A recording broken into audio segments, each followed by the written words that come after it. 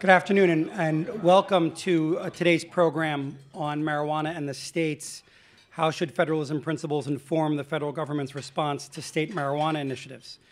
My name is Jonathan Adler. I'm the Johann Verhey Memorial Professor of Law at the Case Western Reserve University School of Law, where I direct the Center for Business Law and Regulation, which is pleased to co-sponsor today's event. This is part of work we do on a wide range of issues relating to federalism, particularly in the context of regulation. In 2005, as you all know, the Supreme Court considered whether the federal government's enumerated power to regulate commerce among the several states, as supplemented by the Necessary and Proper Clause, could reach the non-commercial use and possession of marijuana for medical purposes authorized under state law.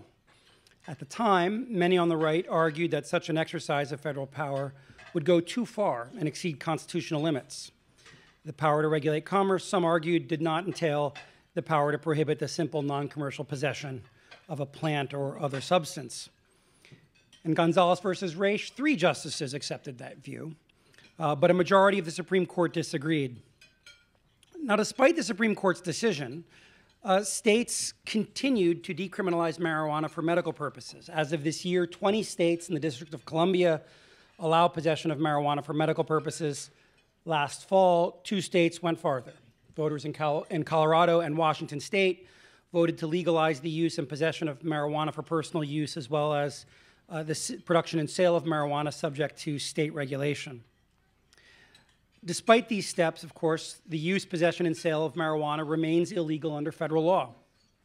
Earlier this year, Deputy Attorney General James Cole issued a memorandum reiterating the federal government's view that the illegal distribution and sale of marijuana is a serious crime, but also indicating that Justice Department enforcement resources would be focused on meeting a narrow set of priorities, such as preventing marijuana distribution to minors and combating interstate trafficking.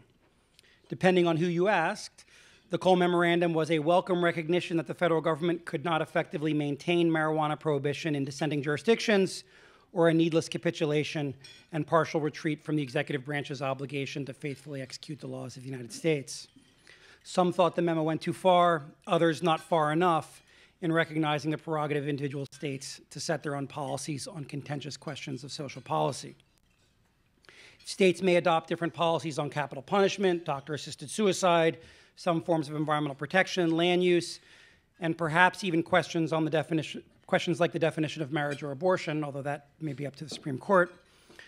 Why should states not be allowed the same latitude when it comes to the intrastate production, possession, and use of marijuana? If federalism could work in these other areas, could it not work with marijuana as well? Or to put the question another way, setting aside one's views on the wisdom of legalizing marijuana, is this the sort of decision that can or should be left to individual states? And if one were to conclude the answer is yes, how precisely would that work? How would we do that? We are fortunate today to have an expert panel to explore and discuss these questions. And next fall, we'll be hosting an academic conference at Case Western to go into these questions in some greater depth. Leading off today will be Michael Francisco, who is Assistant Solicitor General for the state of Colorado, who will be able to give us a frontline perspective from a state where the possession and use of marijuana is now largely legal. Then we will hear from George Terwilliger, who is a partner at Morgan, Lewis & Bockius, and who previously served at the Justice Department both as a U.S. Attorney and as Deputy Attorney General. Then we'll hear from John Eastman, the Henry Salvatori Professor of Law and Community Service at the Chapman University School of Law and Director of the Center for Constitutional Jurisprudence. And finally, we will hear from Robert Alt, who is President of the Buckeye Institute for Public Policy Solutions, an Ohio-based state-level think tank. And we will then, of course, leave time for your questions and broader discussion. So without further ado, I will turn it over to Michael. Thank you. And thank you to everyone for being here to hear the discussion today. I'd like to start out by reading something Justice O'Connor wrote in the Raich decision. In the first paragraph of her dissent, she said, "One of federalism's chief virtues, of course, is that it promotes innovation by allowing for the possibility that a single courageous state may, if its citizens choose, serve as the laboratory and try novel social and economic experiments without risk to the rest of the country." Now, whether Colorado's experiment is courageous or foolhardy is an interesting topic that we won't really be discussing today. But the question is whether or not Colorado can serve as the proverbial laboratory of democracy with the way the federal government treats marijuana. And I'd like to share some of the history of Colorado and how our state laws have interacted with federal laws to provide some interesting perspective. Starting out, I'd like to credit California with getting the ball rolling, of course, in 1996 with Proposition 215, where they were the first state to provide for decriminalization of medical marijuana. Colorado followed suit in 2000 with Amendment 20. And I believe sometimes it's easy to be anachronistic and to view that after Amendment 20 passed in Colorado that there was a lot of medical marijuana. There were shops all around the state selling medical marijuana, because that's been the case of late.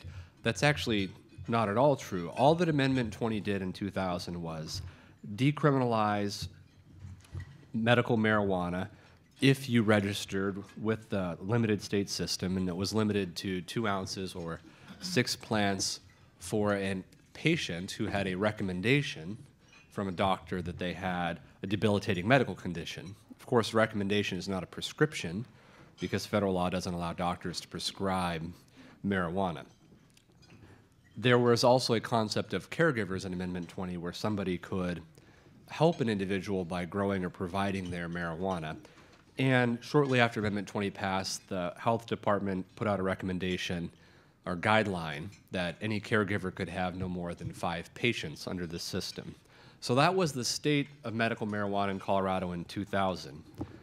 Moving forward, all the way through 2006, there were no dispensaries for medical marijuana in Colorado, and there were only 1,700 registered medical marijuana patients in the entire state, all the way through the end of 2007, in fact.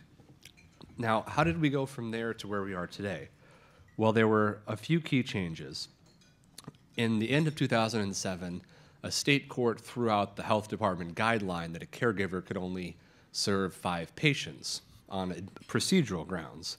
So through 2008, there was an expansion of the number of patients, and caregivers were serving more than 5 patients. However, there were still no dispensaries in Colorado, even through 2008. We had a federal election, if I recall correctly, in 2008, and then we get to 2009.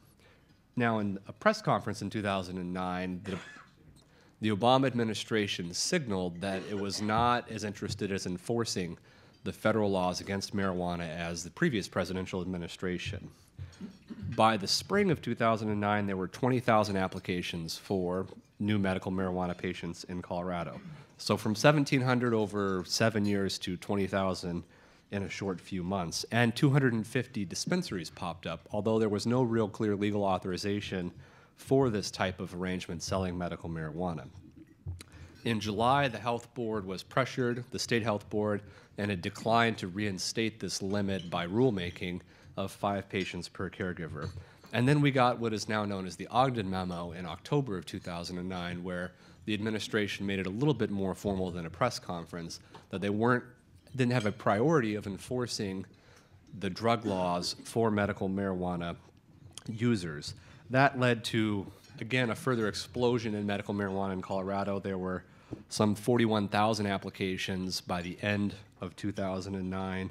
And if you go forward through 2010, there were then 900 dispensaries in the state and close to 108,000 patients by 2012.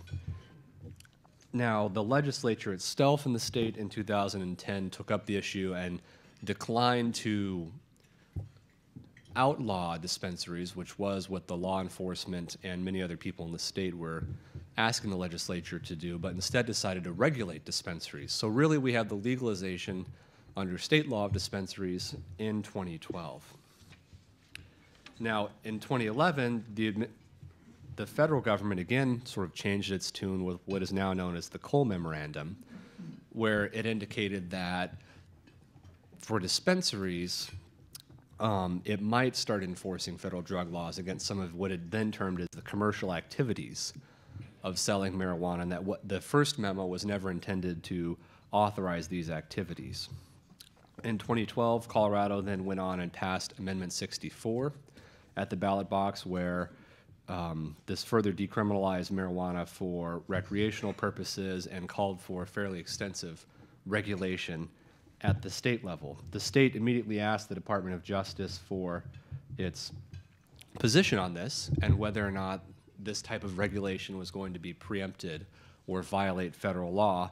And after the election in 2012 and 2013, the response came in what is now known as the later Cole Memorandum. And in that memorandum, the federal government again changes its tune and indicates that if state regulation is effective, and if it doesn't implicate one of the 8 somewhat open-ended federal enforcement priorities, then it won't enforce federal law against what was previously viewed as commercial activities. Now, what are some of the implications from the federal laws versus the state laws and how they operate? I'd like to briefly highlight some of the areas that are implicated and how broadly the federal government's reach is, even beyond the prioritization of enforcement of the drug laws. The first is the threat of prosecution and how it still exists. Even with the later Cole Memo, there is still a threat of prosecution because the federal government was careful to couch its ability to bring prosecutions should it seem fit at a later time. Indeed, the memorandum says that if state efforts are not sufficiently robust to protect against the harms set forth in this memorandum, the federal government may seek to challenge the regulatory structure itself, in addition to continuing to bring individual prosecutions. So there is still a threat of criminal prosecution, even though the common perception is that the federal government has stated that it won't bring any prosecutions. Second, federal banking laws have not been relaxed at all. This is a huge concern for Colorado and its efforts to regulate the marijuana industry because banks won't take money at all from these businesses. So you have potentially millions of dollars, or in fact millions of dollars, being conducted in an all-cash business, and the state trying to regulate and track where that money is going. It poses a regulatory burden because it's much harder to audit and to track a cash business, and frankly a public safety concern in that there really is a risk of robberies and increased crime because everybody knows that those businesses can't put their cash in the bank. There is a tax problem, third, where the federal government is stating that these marijuana businesses in Colorado or elsewhere can't take a business expense like normal businesses can. That, depending on how it plays out, could in fact end up shutting down many of these highly regulated marijuana businesses that the Cole Memorandum purports to say the states have the authority to regulate and allow it to exist. And then, in addition to that, there's fourth, a medical concern. There's an inability for the state like Colorado to be able to regulate this industry as it normally would because federal law prevents testing for marijuana and makes it much more difficult on a medical basis to understand what's going on. And lastly, I'd like to say there's a lingering illegality under federal law that has an impact beyond criminal prosecutions. Perhaps interesting to the attorneys in the room, the question is whether or not you violate the rules of professional conduct by advising clients or helping them in what is a crime, is still a federal crime, regardless of state law. I'd like to close by reading what the Colorado Bar Association formal ethics opinion says on this when they took up the issue and essentially found that attorneys cannot advise clients or in many ways participate in their ability to make contracts and to plan for being a business in the marijuana industry because this would be, in their view, advising them on a federal crime. The Bar opinion closes by saying that while the state may conduct its experiment in democracy under the current regime with the federal law being as it is, it risks conducting this experiment either without the help of its lawyers or by putting its lawyers in jeopardy by virtue of the rules of professional conduct. So I think this is another example of how, even without criminal prosecutions being brought under the federal law, the fact that marijuana remains entirely illegal under federal law makes it impossible for a state to truly be an experiment in democracy to find out whether or not this regime can work. And I believe that holds true whether or not you think this is a good idea or a bad idea to have legalized or decriminalized marijuana. The fact is, the regime we have now, where the federal government, by its discretion, chooses not to prosecute some cases, doesn't mean that the states are really being permitted to operate as everybody thinks they should or could otherwise. Thank you, Jonathan. And I think from Michael's very insightful remarks, you can understand that trying to sort out what is the circumstances in the states that have acted to make marijuana legally available in through one means or method or another, and the federal enforcement regime has created a bit of a mess in which there aren't a lot of clear answers.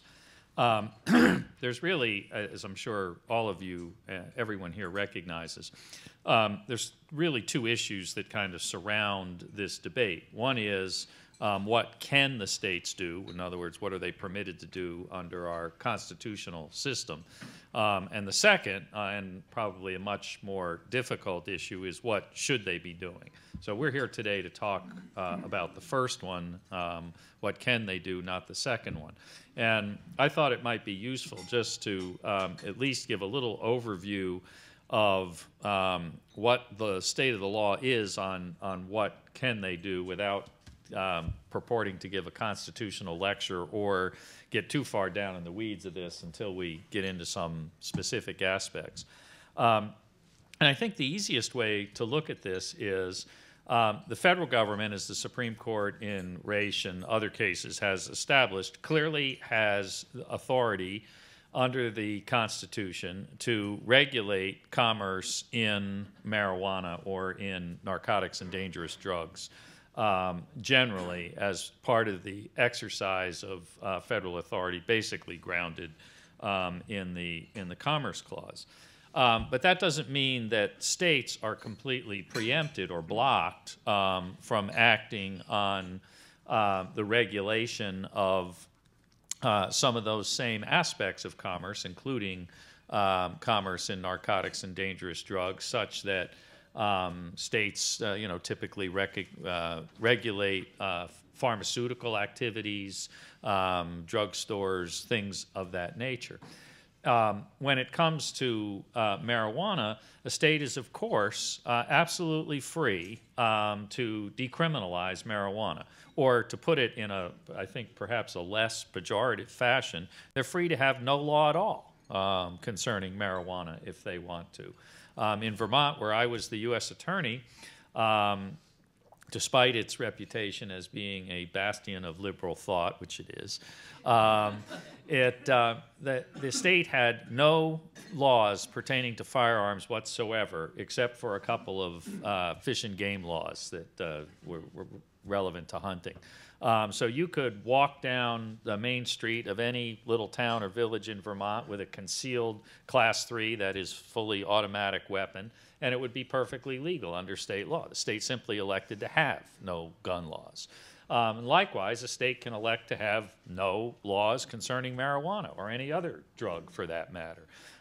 So that much is very clear. In addition, a state can elect to have its own regime for punishing criminality in the use of drugs, and this is where it gets closer to the federal function. So you may recall that a number of years ago, the state of New York enacted what were the harshest penalties in the country for trafficking in heroin, with mandatory life sentences and so forth. So what's also clear is that states are free to enact penalties in areas that the federal government regulates, and including where the federal government exercises criminal law enforcement jurisdiction.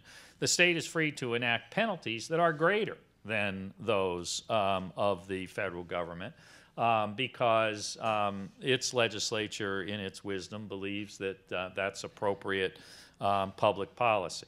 Where the intersect comes, as Michael sort of talked about the mess that it creates, is where the state purports to affirmatively allow that which the federal law prohibits. So in this case, for example, federal law, and this has been upheld in a number of cases, federal law prohibits even possession of marijuana for personal use. So if you grow 2 plants in your backyard that contain THC, you're liable for prosecution under federal law. And what's happening in some of the states now, as Michael has described and others here will talk about, is that the states are affirmatively allowing that to various degrees and for various purposes that, again, they believe appropriate. So what has Michael has described what the Justice Department's response to that has been, and I was very taken by his suggestion of a change in attitude with the change of administrations, and I feel somewhat constrained to observe that I guess there are lots of ways to light up your political base. But the fact of the matter is that I think there really is a difficult issue for the Justice Department and for the federal law enforcement policy community about how to deal with this, because we do live in a state, in a condition where the responsibilities of states have taken on increased importance, although apparently the administration doesn't believe that's true when it comes to immigration law, but that's another debate. But the fact of the matter is that if a state wishes to make medical marijuana available, is that within its power? Now, my own view is that the answer to that should be no, because we have evolved a system where in the regulation of drugs for medical purposes, the federal government really has attempted to occupy the field, and fairly successfully, and to the general benefit of the public welfare.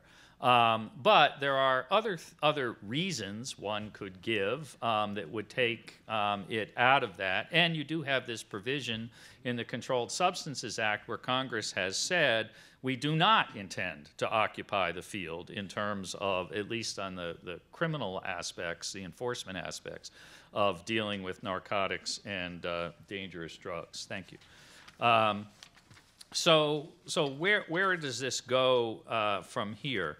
I think the Justice Department is basically walking a very fine line and saying, look, we're going to continue to focus on the type of criminal activity that we have traditionally focused on that concerns us in the illegal trafficking in drugs and narcotics. And to the extent that medical marijuana dispensation systems do not implicate those federal interests, we're basically just going to leave those alone. That's not a totally unreasonable position in my view. Unfortunately, I think we're in an area where the states may have a greater challenge than they think at regulating the use, medical use of marijuana in a manner that will keep the criminal element out of it. And my prediction, for what it's worth, is that the Justice Department will eventually face some hard choices when the initial regulatory fervor in the states evaporates or fades, and the criminal element begins to see a means by which to exploit this change in regulation. And we begin to see trafficking with children or to children and things of that nature. So with that, Jonathan? John? Okay. Let me give a couple of disclaimers. I think race was wrongly decided. In fact, I think the case that it was based on, Wickard versus Philbin, was wrongly decided and needs to be overruled. I'm chairman of the Federalism and Separation of Powers Practice Group, and I even wore my Federalist Society tie to demonstrate my bona fides on the federalism question. But there are other issues at stake here as well. One is separation of powers. Who gets to alter federal law? The other is the rule of law. The Supreme Court has said that the Federal Controlled Substance Act, even as it reaches homegrown marijuana in California, is constitutional. We can fight to have that decision overturned, but it seems to me, unless you're willing to take the Jeffersonian line here, which I also have some sympathy with, that we have to comply with that for the time being. And what I find this Department of Justice doing is not only not complying with that, but is engaging in utter lawlessness in how they approach this question. Now, I say that recognizing it's a little hard to pinpoint what exactly they are doing. As Michael rightly pointed out, they've been all over the map on this. Given all the changes in their position, one might almost think they've been to Colorado once too often in recent months. But they are being as devious here as they were with what they did with the Immigration and the DREAM Act, and a number of other things where they are asserting authority, not just to decline to prosecute. And I think they were already pushing the limit on prosecutorial discretion there, but to affirmatively license or authorize people to engage in conduct that violates federal law. And you see this come out in a number of things. So, for example, they're claiming that we can enter into contractual arrangements to provide for cooperative enforcement that would allow us to recognize Colorado and Washington's new regime treating marijuana as if it's not illegal under federal law. The statutory authority for that comes from a provision, and you know, friends of ours over at Brookings Institute have said it authorizes this fully because it says the Attorney General shall cooperate with the states on controlled substances and authorize them to enter into these contractual arrangements. And therefore, that's full authority to kind of authorize what Colorado and Washington are doing as an exemption from federal criminal enforcement. Well, that's not exactly what the statute says. It says that the cooperation, the Attorney General shall cooperate with local, state, tribal, and federal agencies concerning traffic in controlled substance, not just anything on controlled substance, and in suppressing the abuse of controlled substance. Well, that's a dramatically different take on that statutory authority than what this Department of Justice is claiming. The difference between a state not criminalizing or having no law, as George pointed out, and affirmatively licensing conduct and deriving revenues in license fees, in state sales tax revenues, and what have you, from that conduct that violates federal law is rather extraordinary. I've had clients who ask me what they could do to license this and get onto the gravy train in California. By the way, California, we did give Prop 13, but the latest initiatives that we started adopting out there, it's not something the rest of the country ought to be following. Quit doing that, all right?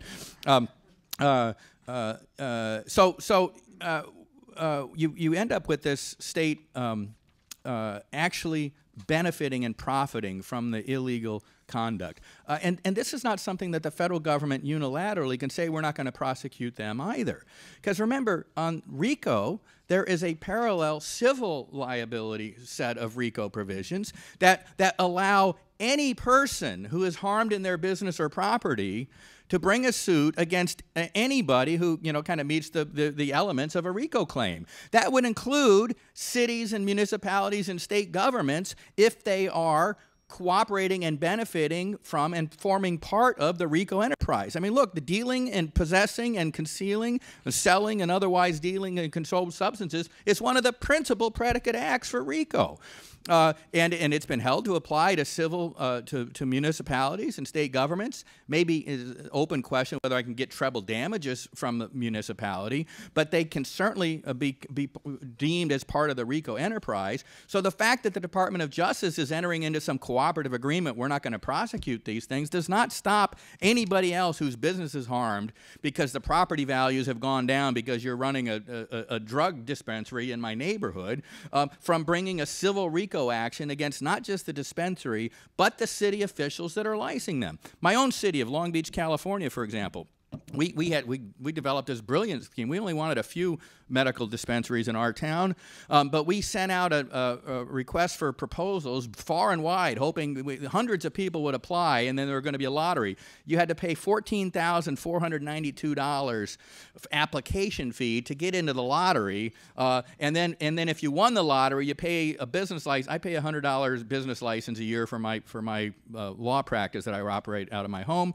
They had to pay $10,000 a year for their business license. So the city's going to make a decent amount of money off of this enterprise for engaging in criminal conduct that violates federal law, subjecting the city to be, subject to these civil liability suits. Now, the argument that none of that matters, that the states are free, turns on not just the authority of the Attorney General to cooperate, which I think has been misinterpreted, but also the non-preemption clause of the Controlled Substances Act, which specifically says we're not expressly preempting. States are free to go their own way on this. Now, that's a gross oversimplification, because what the non-preemption clause in the Controlled Substances Act does, it says there's not express preemption. If states want to have tougher criminal sanctions, they can. If they want to have no criminal sanctions, they can. But there are a couple of significant cases that have looked at whether implied preemption applies. There's clearly not an actual conflict, because even if a state authorizes you to engage in this conduct, you don't have to, so you're not required to violate federal law. And so that takes conflict preemption off the table. But obstacle preemption, to the extent obstacle preemption still exists, and I thought it was kind of on the decline until the Arizona immigration cases of recent years, to the extent that obstacle or goals preemption still exists, I can commend to your attention a great case from the Oregon Supreme Court, Emerald Steel, from a few years ago, that gives a very thorough and I think well-reasoned analysis on why obstacle preemption is kicks in if a state is authorizing or licensing people to engage in conduct that violates federal law. Because the purpose of the federal laws is to eliminate the drug trade. And the state licensing that, therefore, stands as an obstacle to the fulfillment of the federal purpose in the drug trade. And I think it's a well-reasoned opinion, and it tees off Supreme Court precedent in a couple of cases, which we won't go into, but it's very thorough and well-reasoned. So no matter what the Department of Justice does this week or next week and how it changes the week after, I don't think that ends the question of whether it's a violation of federal law. And as separation of powers folks at Federalists, we want to have the states be able to do these kind of things as laboratories. The proper way to do it would be to change the federal law, not let the executive pretend that he can just rewrite the laws, not just declining to prosecute, but actually licensing or authorizing people to commit acts that violate federal law. And if they're going to continue to pursue that path because of civil RICO, I don't think that's going to be a solution for the states like Colorado and Washington that want to pursue this. The risk is much greater than violating an ethical opinion of the Colorado bar, which I think is significant, but actual potential civil RICO liability, which would be very significant as well. Thanks so much. Robert? So somewhat surreal, the juxtaposition between yesterday and today for me. Yesterday I was sitting across the table from an IRS auditor who was auditing my organization. Yes, by the way, the IRS audit scandals continue. And my accountant happened to ask why it was that my organization had been selected for an audit. You'll never get a straight answer to that question, by the way. But the answer that was given was quite remarkable. They actually said, I'm paraphrasing, but something to the effect of, well, we're here to help. And so I thought, given today's topic, that it's very useful to think about this. And being here in the federal city, they're from the federal government and they're here to help. So I thought I'd begin by sort of taking a step back and talking about the enforcement regime that we actually have, and talking about something that I think hasn't been sufficiently addressed to this point, which is the role that the states play constructively in drug enforcement, in marijuana enforcement. So to put it into context, there are roughly 170 state and local law enforcements for every one DEA agent. Or if you prefer to put it the other way, there are approximately 3,000 regular marijuana users per every DEA agent. The DEA handles about 1% of the 800,000 marijuana cases prosecuted each year. So the state's role with regard to regulation, criminal regulation of drug laws is significant. And I think it's useful to pause and think about that, and think about how the state's potential role in these particular questions. If you look back at the briefs filed in the Raich case, one of the briefs in particular noted, filed by Alabama, noted in particular that they were quite comfortable leaving criminal sanctions in place for marijuana themselves. They had some of the most aggressive in the country, but they believed that it should be at the discretion of the states as to whether or not to prohibit possession of non-commercial amounts of marijuana. With regard to that, I'd sort of begin by stating I think if you take a look, the states play a robust role with regard to the drug enforcement regime. In many ways, when we're looking at these questions, you can't have effective enforcement without state and local law enforcement officers participating aggressively with regard to the enforcement. As to some of the other questions, let me just jump off a couple of points. One, I begin with an agreement with John on a couple of points that Raich is wrongly decided, and I think that's important for a couple of reasons that will come up later. I also think that there's no question with regard to the authority of the federal government to continue to enforce federal drug law in states that have chosen to either have no laws at all, to decriminalize, or the like. The question, I think, really arises here with regard to the string of non-enforcement policies that have been put into place by this administration. And I think in that regard, this is something that's been relatively unique and has covered a relatively broad swath of areas, whether it's the deferred action for childhood arrivals in the immigration context, whether it's DOMA. And DOMA, I actually think, I'll pause for half a second because I do think it's sort of a unique situation when you think about sort of the use of executive prerogative. I like to refer to it as executive weakness masquerading as strength. In that particular case, you'll note the executive chose not to defend the statute in court. Traditionally, the DOJ's position has been to defend federal statutes so long as there's any colorable argument that can be made, and in fact, quite to the contrary, they asserted an argument that at the time that no court had adopted in its memorandum stating why they were not in fact defending it. But they nonetheless chose to continue enforcing the statute against individuals. This ends up sort of flipping, as it were, the traditional role on its head, the Jeffersonian role, which we'll get to in a moment, how Jefferson interpreted executive authority with regard to non-enforcement of what he perceived to be unconstitutional statutes. And finally,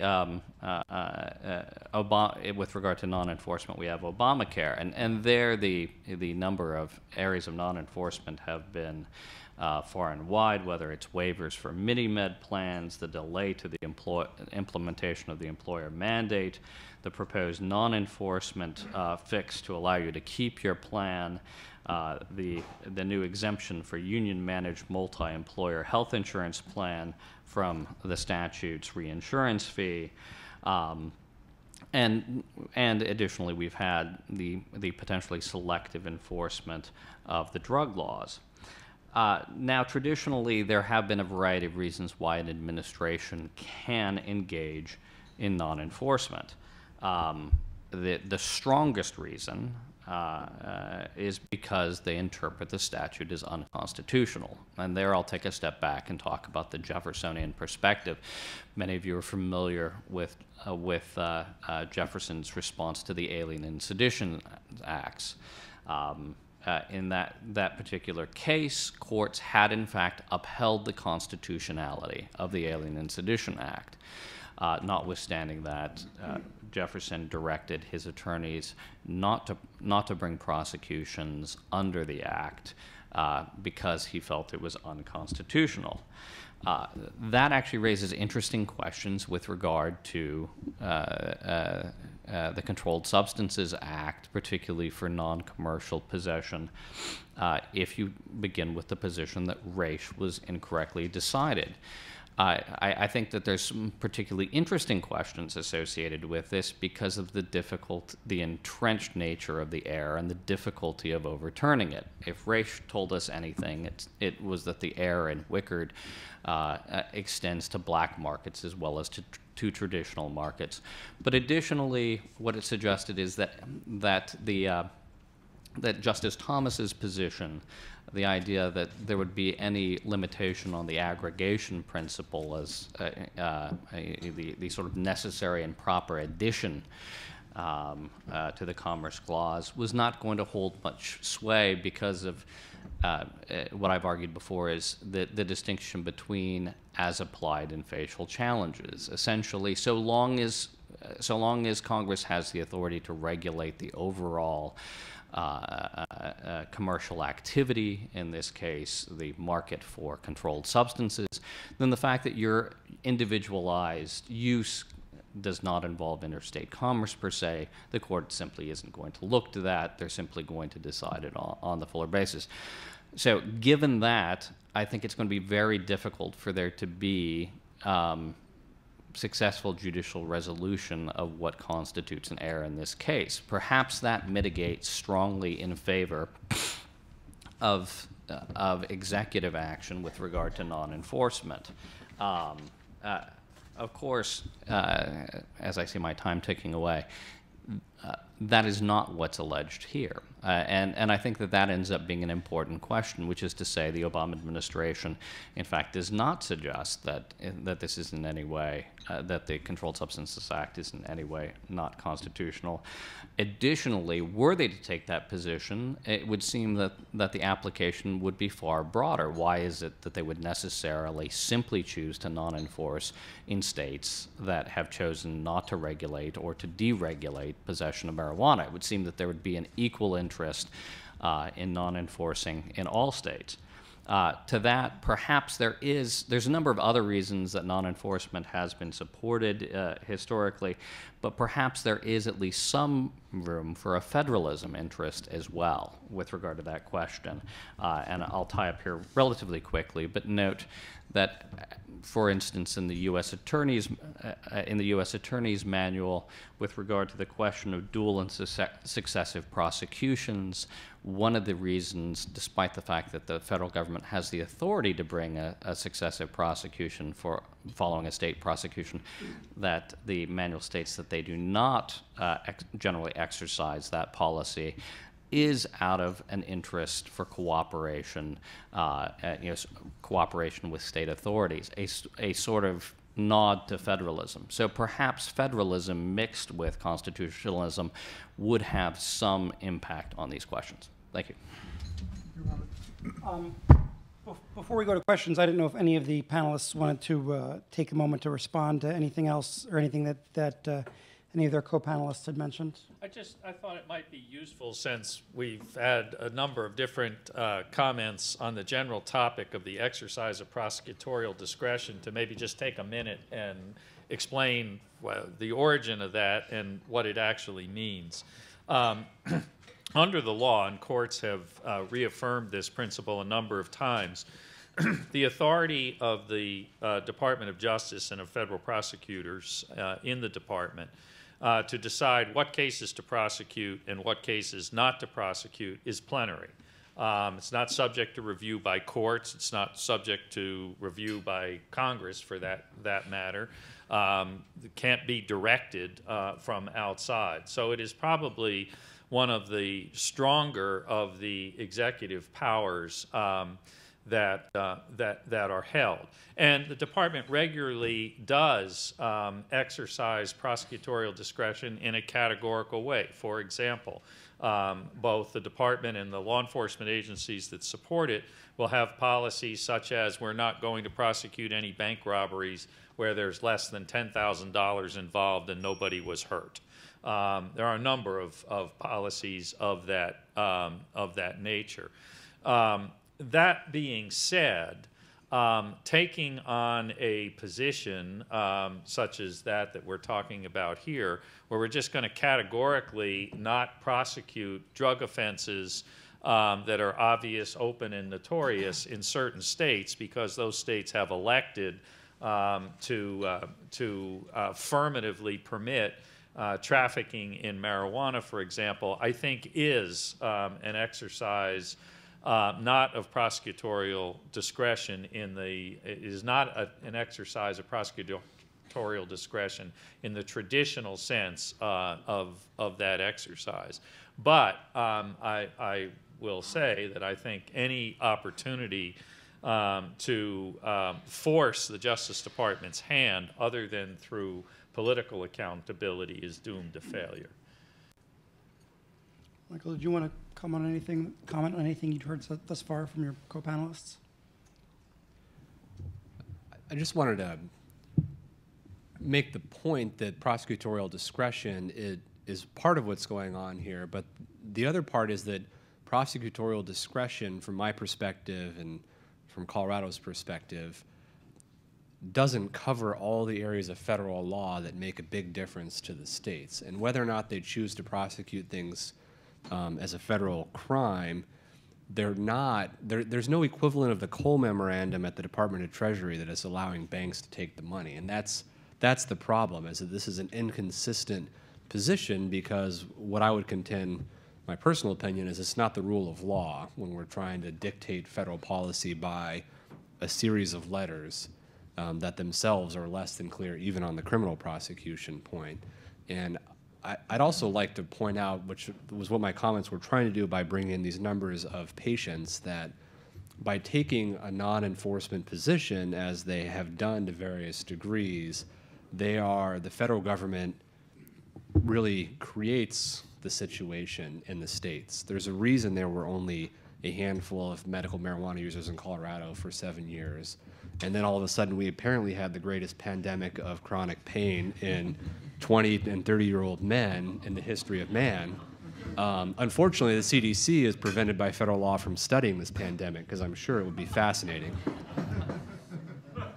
I mean, is there anything, from Colorado's perspective, is there anything short of legislation that could facilitate its experiment with decriminalized marijuana, or is legislation the only way to deal with the various legal impediments to legal operation of dispensaries and the like?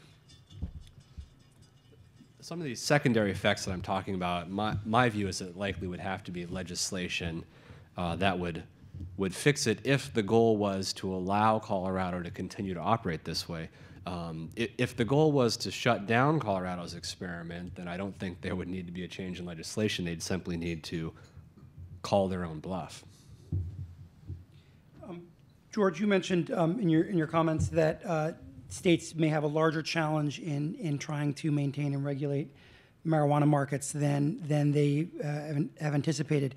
I'm wondering if you think that the challenge they face is larger or significantly different than the challenge states faced in the wake of Prohibition, when alcohol prohibition was ended and federal law merely criminalized the importation and exportation of alcohol in violation of state laws. Is there something different either about the nature of marijuana or about the nature of drug use and drug trafficking today that makes it a qualitatively different issue? I think there is, beginning at the most basic level, that the creation of a black market, that is for non-regulated marijuana in a state where it is otherwise either legal or is regulated for example, for medicinal purposes, I think is one very huge challenge.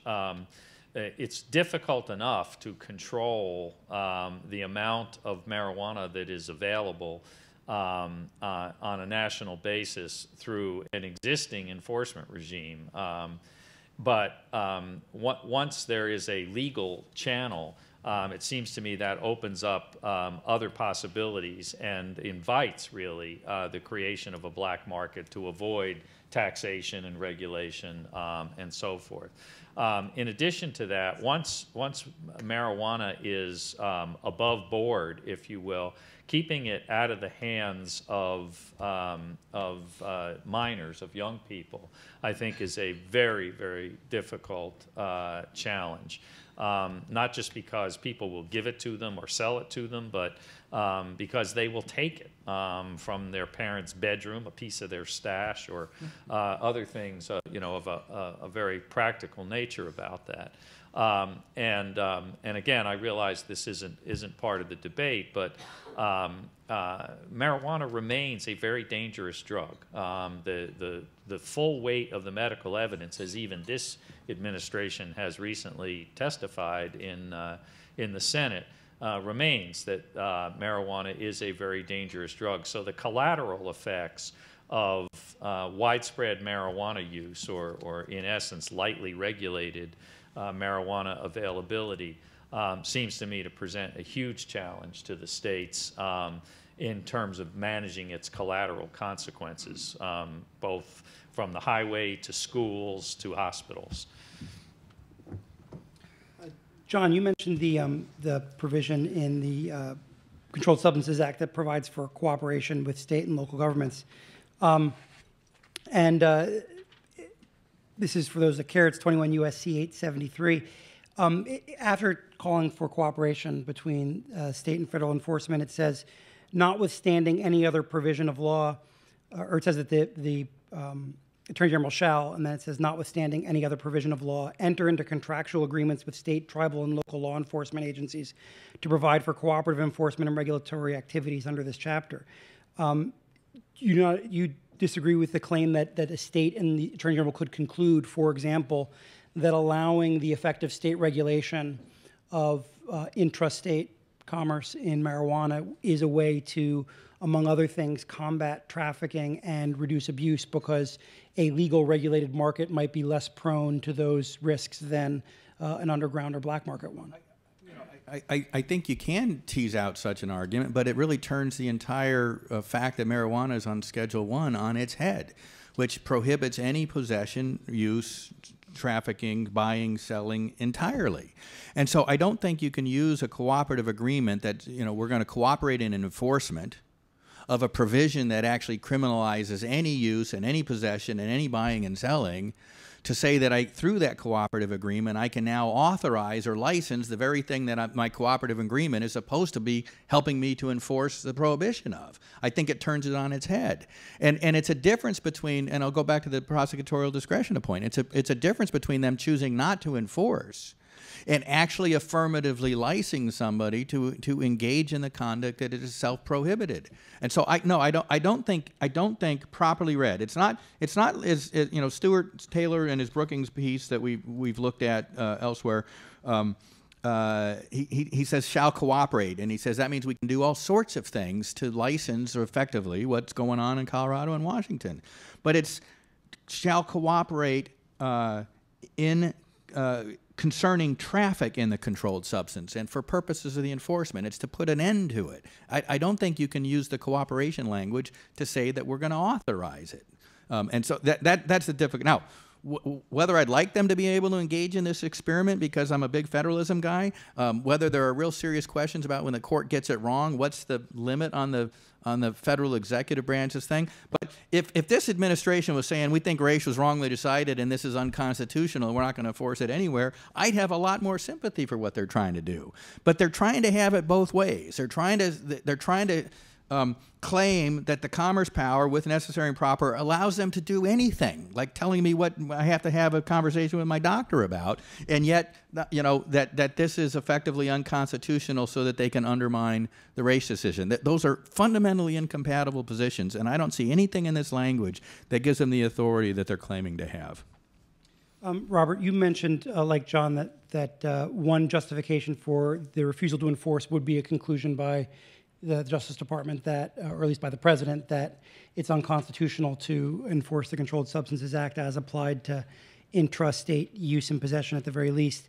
If a future administration were to take that position, would that extend beyond criminal enforcement of the Controlled Substances Act? For example, would that justify the Treasury Department saying that for as far as it's concerned, banks are not engaged or supporting illegal transactions when they take money from dispensaries and the like, or would it be limited, in your view, to criminal enforcement of the Controlled Substances Act? I'm sure there's any number of sticky potential extensions. I think the difficulty tends to come in areas. I think John did a nice job of highlighting one with the RICO question, which is to say, the difficulty, quite frankly, that you have in a number of these is when you have an enforcement agent who is someone other than the federal government in these questions. So you, of course, actually pointed this out recently with regard to the claim that through executive fiat we can say we're not going to enforce the provisions of Obamacare that say if you like your plan you can keep it. Well, this fails to take into account that there are other potential enforcement agents, in this case individuals who may bring suit for the failure to, as you noted, for the failure to grant a claim that should otherwise be covered under the plan.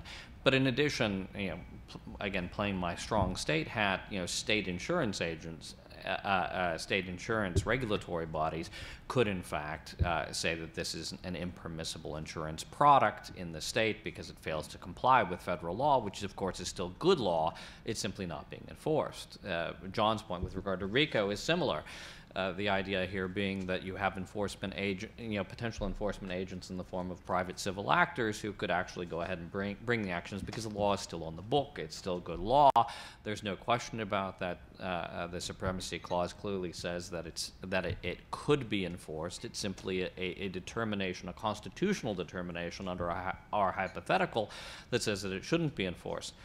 The other difficulty, I think, goes to where you cross over the boundary, as some have talked about here already, between non-enforcement and affirmatively authorizing something that might otherwise be prohibited by statute. And there, that seems to take the executive into a position of creating legislation, as it were, as opposed to merely making the determination not to enforce a piece of legislation that they determine not to be consistent with the Constitution. Or even a priority. In that particular case, of course, they are acting fully consistent with the Take Care Clause because they're fulfilling their obligation to the higher law of the Constitution. We have time for some questions from the audience, and we'll start right here, sir. Let's wait one moment for the microphone so we can catch it on the tape. Because the IRS is listening. No,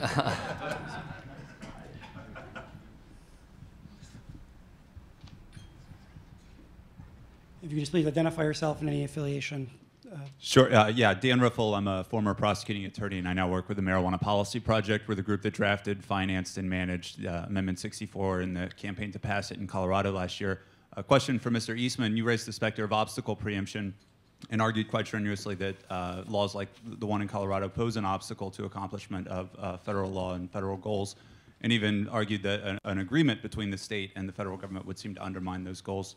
I just wanted to draw your attention to and get your thoughts on a passage from the second Cole memo, and that is where, after laying out the 8 federal enforcement priorities, the Deputy Attorney General says that indeed state regulation of marijuana may affirmatively address those enforcement obligations by, for example, preventing diversion of marijuana, preventing access to marijuana by minors, and replacing an illegal system where revenue accrues to cartels and criminals with one where revenue is closely tracked. So he seems to be laying the foundation for the idea that state regulation of marijuana, like in Colorado, does not pose an obstacle to the Controlled Substances Act, but in fact aids in accomplishment of those goals by controlling substances. Yeah, no, look, I wish that were true, but that's not one of the purposes specified in the Controlled Substances Act.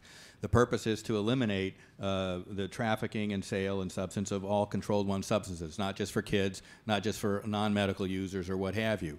And Mr. Cole is trying to selectively reinterpret what the purposes of the Controlled Substance Act is and say, therefore, this can help further this purpose and therefore doesn't constitute an impediment or an obstacle to the enforcement or to the purposes of the Controlled Substance Act. And I just don't think, you look back at what the Controlled Substance Act says its purpose is in the beginning, it's not nearly as narrowly confined as that. And so I think he's trying to, manipulate it to get to a cooperative agreement, to pretend that federal law doesn't prevent them from licensing or authorizing conduct that is explicitly prohibited.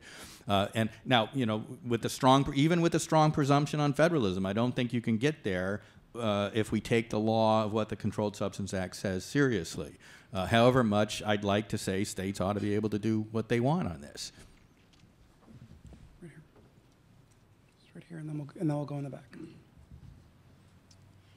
Thank you. Howard Woldridge, retired police detective and co-founder of LEAP, Law Enforcement Against Prohibition. Either to Michael or George, you were talking about prosecutorial discretion. When I was in Colorado last fall, I had a chat with the prosecuting attorney of Boulder County, Stan Garnett, and he spoke of the inability to seat a jury due to A64, et cetera. So my question is, when the Attorney General Holder and others in the federal system, say today the prosecutor in Denver, thinks of actually bringing a case to trial. I know nobody in this room likes to lose, and prosecutors, I learned, never like to lose. So how much of a factor is it that prosecutors are not going to bring criminal charges to these operators of the stores going forward in January when over 100 are going to open, et cetera? Well, I would sure it's a factor in the mind of a prosecutor, but to expand your very apt comment a little more broadly, the government prosecutors can elect to de-emphasize prosecutions under laws that, for one reason or another, might not be very popular. That is a legitimate factor in the exercise of prosecutorial discretion. But that being said, that is different from completely abandoning the constitutional responsibility to see to it that the laws are faithfully executed and say we're going to take a whole category of crime and pretend that it's not even on the books anymore in a given jurisdiction and not prosecute it. I do think that there is a very legitimate criticism to be leveled if, in fact, this Justice Department is trying under the claim of exercising prosecutorial discretion to take the position that there are some laws that just will not be prosecuted.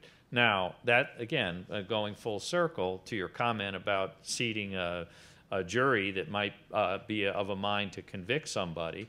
I mean, if it were me, frankly, and the prosecutor, I was the deputy attorney general, and the prosecutor in Denver said to me, look, we'll never get a conviction if we try one of these cases, I might say, fine, go try one, and then, we'll take that into account, both within our own councils, and it will become a factor in the public debate and discussion of this issue. Michael, do you want to add anything to that?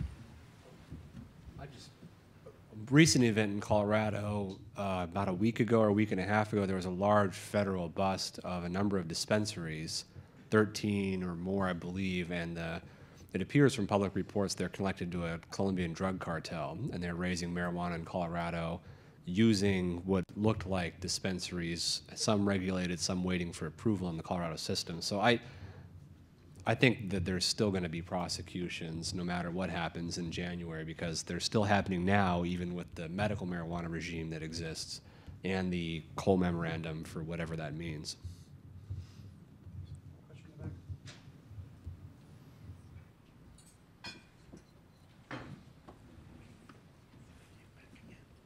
Hi, I'm Bill McGrath of Potomac Law Group here in D.C., and I represent a number of different interests of folks who have some interest, and so therefore I'm not practicing in Colorado anytime soon, and I hope there's no one here from the D.C. bar. But in any event, there were a number of discussions. I think we're moving to the point where perhaps the best or the only resolution of the current standoff is going to be through legislation. Michael, you raised the issue of how you are going to coordinate not only the CSA, but the rest of the various departments of government in terms of coming around and coming up with a coherent policy. I think the biggest or the scariest issue on that level is going to be FDA, and whether or not, if there is federal acceptance of marijuana use for medical uses, if there is going to be any way to avoid having to wait around for an FDA determination that marijuana is in fact safe and effective. And I guess I'm wondering, is there an interest, or I'd like to hear your ideas about the interest and the path on from a federalism perspective of how to try to avoid that? Your thoughts? I don't see the way where it is avoided. I mean, I think the whole tenor of my comments are that we can't have a coherent federal-state system that's dictated by DOJ memos that change at the whim and aren't really given the force of law, even within the Department of Justice. I mean, the DEA and Treasury and these other groups not treating marijuana as the Department of Justice does for criminal purposes, it is what is creating a lot of the practical on-the-ground conflict in Colorado. I mean, I'd be open to hearing what others' thoughts are on how that can be solved, but it seems to be intractable at this point, short of a political solution. So FDA could, if it had the scientific evidence to support it, move marijuana off the Class 1 list, Schedule 1 list, and move it to Schedule 2 or whatever. But that would not apply only in Colorado and Washington or in the states that have adopted medical marijuana statutes. It would apply everywhere. States could continue to have their own state sanctions, which would be perfectly consistent with that move by the FDA. Congress could pull back that delegated authority to make the determination and just move marijuana off the Schedule 1 list on its own. And that would solve the problem, again, nationwide, not with respect to any particular states. What I find incoherent in the claims is that we can, not just decline to enforce, but authorize in some states and not in others. That seems to cross the line into just utter lawlessness. And I think that's as big a problem here as the federalism problem. What about a federal law that essentially did to marijuana what was done with alcohol, that would say that the use, possession, or transport of marijuana in violation of state law is a federal crime, thereby authorizing U.S. attorneys to support law enforcement in those states where it remains illegal and disarm them from being able to get in the way of legalization in other states, and then presumably also then dealing with taking care of some of the Treasury and other related problems. I think that would not only solve the problems we've been talking about, but it would be perfectly constitutional and fully consistent with federalism, that the federal government was there and enacting this police power type law only to the extent that was necessary to protect the states and their police power judgments that they were making within their states. And so having the federal government assist by such a law in prohibiting transportation into a state that continued to criminalize marijuana is exactly the role the federal government is supposed to have under the Commerce Clause. What they did with the Controlled Substances Act, in my view, vastly exceeded that, regulating in areas whether the states wanted them to or not, and whether there was any connection with interstate commerce or not. And that's where I think we all agree race was wrongly decided, but it is there as a decision, and I don't think it's so. I mean, Scalia even joins the majority opinion there. So I don't think it's so preposterously wrong that we ought to take it up like it's Dred Scott or something. Maybe it is. Wickard maybe is too. But unless you're willing to fight that battle, which is a much different kind of Lincolnian, we're not going to force it. I think the law matters here. Let me jump in a little bit here, and just one question I had actually following up on and perhaps engage in a slight sidebar conversation that I had after John asked his question, specifically with regard to the cooperative agreements that had been suggested. notwithstanding the broader purposes associated with the Controlled Substances Act, given limitations on resources, even as a justification, notwithstanding potential constitutional arguments, wouldn't it be possible for the federal government to enter into a cooperative agreement with a state that had engaged in some form of legalization that would focus on cooperative efforts predominantly aimed at preventing migration of, sort of domestic, intrastate drugs from being transported into other states, which would seem to be if you're looking at the potential federal interest associated with this, even sort of beyond the four corners of the CSA, that would seem to be a strong interest, and that would, I don't think it would be inconsistent with the CSA to make such an argument. I'm not sure I agree with that, because what it's essentially doing... Perhaps we could get because what you're essentially doing is the federal government would effectively be licensing people, because it's not just we're not going to enforce against the adults who are complying with Colorado law, but we're going to affirmatively license them to do so that they're immune from all of these other activities, the banking laws, the civil RICO, all these other things.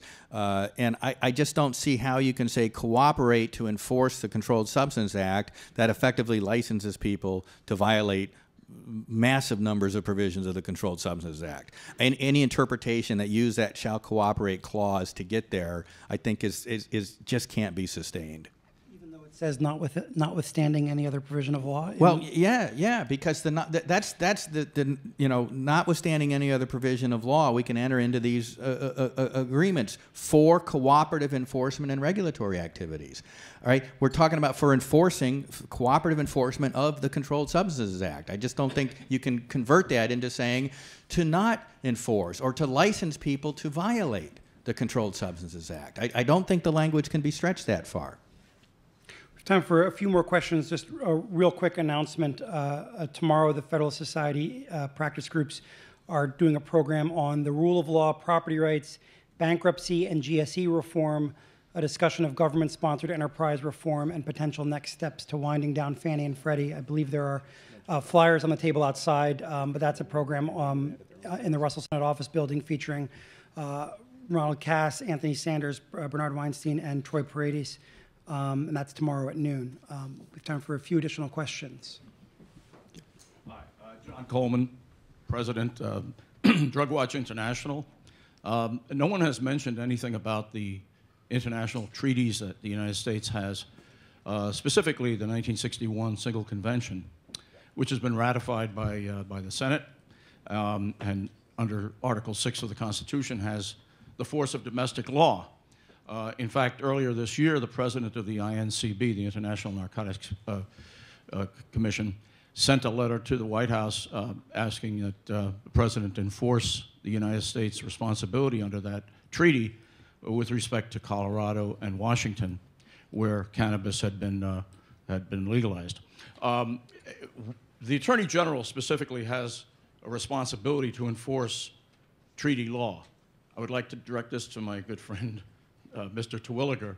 Do you see an absence of responsibility here by the Attorney General to enforce international responsibilities under the treaty? Yes, is the short answer, John, because I do think, I think one of the things that has come through in this entire discussion is you can't, the shroud of the exercise of prosecutorial discretion is simply not large enough to cover all of the ramifications of an apparent decision to, in essence, abdicate the responsibility to enforce the law. And obviously the responsibility to enforce the law would include the responsibility to see that the United States in its executive operations is adhering to our international treaty obligations. And let me pick up on that, because this is the point, and I think it goes to the dividing line between non-enforcement as within the umbrella of prosecutorial discretion and authorizing the illegal conduct. And I do think we would, I mean, I don't think we're in breach of that treaty obligation if we're just a little bit lackluster in our enforcement. I know there's language in the treaty that says we ought to be vigorously enforcing and all that, but that's a very hard thing to hold us to. But affirmatively authorizing conduct that violates the treaty, I think raises the same problems that I've been talking about as affirmatively authorizing conduct that violates the statute. And you now engage a whole new group of independent enforcement agents because of the treaty obligations, whether it's self-executing or enforceable in an international court or whatever. Does legislation solve that through the last in time rule? Legislation would solve that because of the last in time rule. If we decriminalize marijuana and it's on the treaty schedule, the fact that we don't do it would prevail over the treaty. Ilya.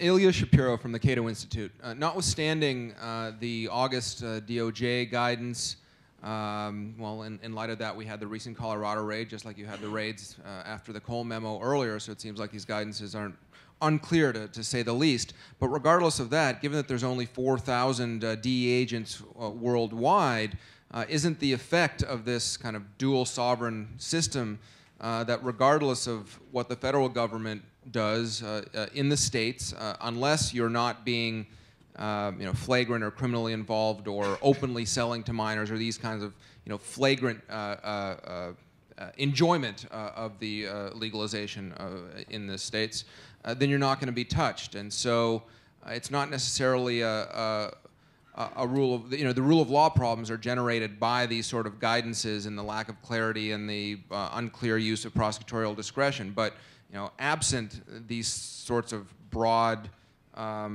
seemingly contradictory pronouncements by DOJ, we just have this seemingly contradictory, but actually kind of a in-tension competitive federalism, if you will, going on for practical purposes. Yeah, I mean, here's the danger with that. I mean, and I fully share that sentiment, but here's the danger. All right, we're only going to prosecute people that are engaging in massive commercial profit-making efforts and with violence as one of the outgrowths of it. And then the IRS decides that you've got an application for a nonprofit you submit, and they decide, well, you've got a little that didn't hit any news, but we're going to deny you that because you're violating federal law. And the kind of politicization of selective enforcement problem is huge.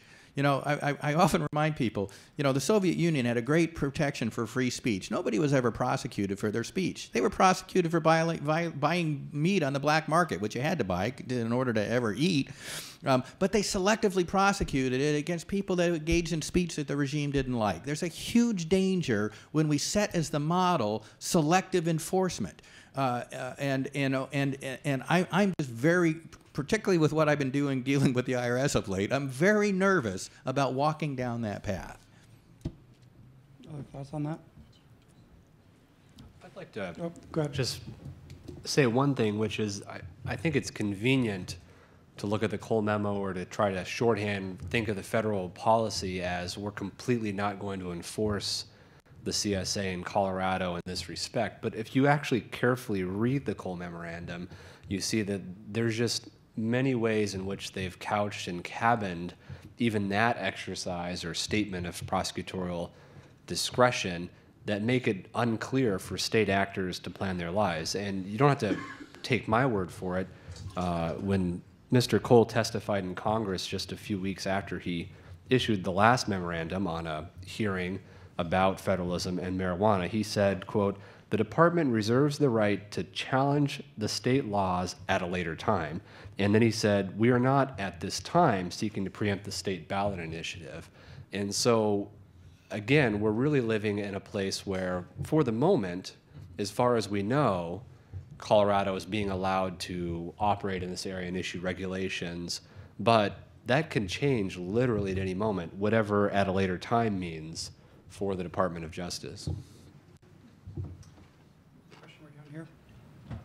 John Tim Chisholm. I'm a member of the Washington State Bar Association and a former prosecutor in Washington State. I just wanted to follow up with Mr. Francisco. You mentioned the ethics opinion that had been issued by the state of Colorado. It seems like the state of Colorado, the ethics or your bar association, maybe had a chance to provide some cover to their attorneys who are providing counsel to. I mean, it seems like every sole practitioner in your state could potentially be exposed to a punishment for simply assisting the formation of an LLC or something like that. I just wanted to dig a little deeper into that. I'd try to give a couple quick comments without getting too in the weeds. At the time Colorado Bar Association issued that opinion, there have been 3 other state bar associations that have looked at this: Arizona, Maine, and Connecticut. And Arizona, and they're all more or less interpreting the same model professional rule 1.2D, which says you can't, in short, counsel a client or assist a client in conduct that is known to be criminal. And Arizona is the only one I've seen where it appears they tried to find a way to somehow interpret that rule. I didn't carefully review it, to allow their attorneys to operate in this area. But the other 3 states, including Colorado, have looked and said, well, it's unquestionably criminal. It's a federal crime. Whether or not they prosecute it doesn't change the fact that it's still criminal. And then it gets a little trickier because you can counsel clients on past conduct or consequences for their past conduct, and what the implications of that are. But in Colorado, they've said you should not be assisting clients on the going forward matters, on forming an LLC, on those things. So that is the state of the law. It's one that the Colorado Bar Association just this year recommended the state Supreme Court consider changing in Colorado. So in this area, unlike all the others we've been talking about, the states actually could, I believe, change their ethical rules should they felt compelled to do so. But they haven't done that yet in Colorado. Is that precisely what was the Supreme Court asked to revisit that specific ruling, or what precisely was the Supreme Court asked to do? The Bar Association formal ethics opinion now states they've requested the state Supreme Court to revise the professional rules of conduct in Colorado. In our state, the state Supreme Court creates the rules. And so because the rule says criminal and everybody's always understood, and I think rightfully so, that includes federal crimes, they're suggesting that they revise it to basically create a carve-out just for marijuana. I don't know if they'll do that, obviously, but that's the idea is it's a problem, and it is a problem. Maybe a carve-out for marijuana, not a carve-out for all federal law, which would seem to be overbroad. Maybe a bit. They conveniently didn't give a proposed text for their suggestion. I think we have time for 1 or 2 more questions. Are there additional questions? Oh. My name is Bill Otis. I teach law at Georgetown. For many years, I was a federal prosecutor. And I know, having been that you can't operate a prosecutor's office without discretion. Every prosecutor has much more to do than he actually has money or time to do, so some cases have to be left on the editing room floor. That's the only way you can operate. But it seems to me what is going on in this administration is a burlesque of discretion. What we have now is, it seems to me, given these various, the Cole memo, and then the earlier, Deputy Attorney General memo, and then the one before that, is nothing that in law school I would have recognized as being law. Law should be a body of principles that allow people to predict what they can do and tell them the consequences of their behavior, and tell them that in a way that enables them to make rational decisions about what that behavior is going to be. That's not what we have under this administration. We have discretion to a point where the enforcement of law, and particularly marijuana law, although it could be all laws, as you say, or all drug laws, there's no reason in principle this same stance could not apply to heroin, methamphetamine, LSD, what have you. And under strict libertarian thinking, it would. But my question is whether we have come to the point now that what used to be discretion is actually an abridgment of law altogether, that where you have enforcement based not on any principled basis, but on the political, ideological, temperamental needs of the prosecutor, that what we've come to is the road not to expanded discretion, but potentially the road to a police state. I think, Bill, you raise a really important point, and I think this particular set of policy decisions by this Justice Department do not exist in isolation, or at least should not be looked at in isolation, but should be looked at in a broader array of policy and operational decisions that this department has made. The Justice Department and indeed the Attorney General are part of a political administration, and Justice Department policy certainly can be crafted so as to effectuate, among other things, the political agenda and objective of a president. But that being said, what that has to be tempered by is the Justice Department's role and the importance of its role in our system as adhering to the rule of law. So whether this type of policy decision abridges law, that is, violates some legal obligation, I think is a very, very difficult question to answer or difficult case to make. Whether it abridges the responsibility, including the political responsibility, to reassure the public that the Justice Department is being operated in a manner that is consistent with the rule of law and not being driven by political imperatives, I think is a much easier case to make, and we could stay here for another hour or so and look at other specifications in that indictment. But having represented people in the past who were accused of politicizing the Justice Department, these folks have politicized the policy making of the Justice Department to a degree that I really think is unprecedented. Well, unfortunately, we do not have another hour to delve into those questions. We have reached our allotted time. Please join me in thanking our panelists for a very informative discussion. I think one thing that's been made clear is that this is not an issue that is easy to solve, and it's certainly not one that is going to go away anytime soon. But thank you again for coming, and until next time.